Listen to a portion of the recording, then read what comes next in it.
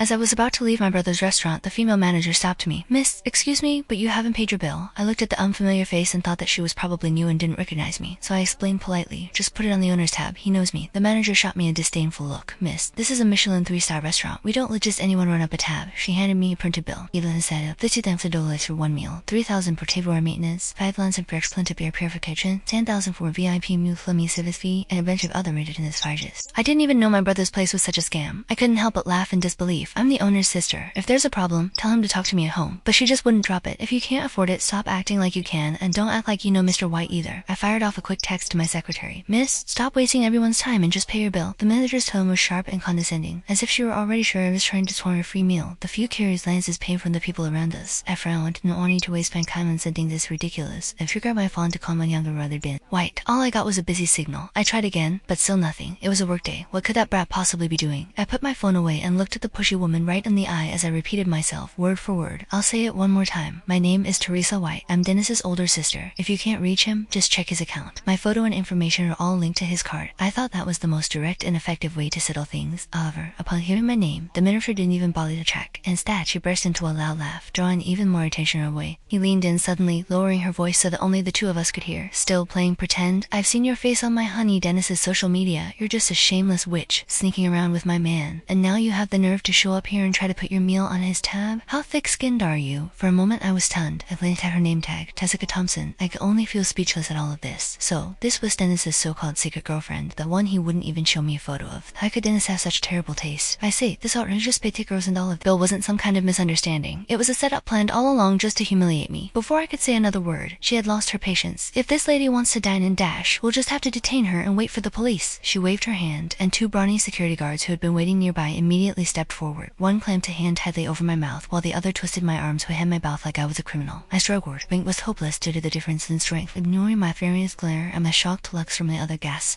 they dragged me roughly toward the kitchen. They then dumped me into a storage room that reeked of disinfectants and leftover food. The door slammed shut, cutting me off from all light and sound outside. In the darkness, the manager, Jessica, didn't say a word. She simply lifted her foot that was clad in a high heel and kicked me hard in the stomach. The pain was so intense that I curled up on the floor, my stomach churning. "Spending my man's money, huh? Trying to seduce him?" she screamed, her voice tinted by jealousy and rage. Standing over me, she ordered the two guards and said, "Beat her up and don't hold back." The two security guards were clearly on her side. Without the slightest hesitation, they started to punch and kick me. I clenched my teeth, keeping inside every cry and groan. It felt like my bones were breaking and my innards were scrambling. Jessica kept screaming, "Who do you think you are? You're nothing but a leech. I told you I'm his sister. If you don't believe me, ask Dennis yourself. Calling right now and I'll speak to him." I tried to explain, but she don't care at all. She only raised her hand and said, "Tía Selva, me everything started speaking."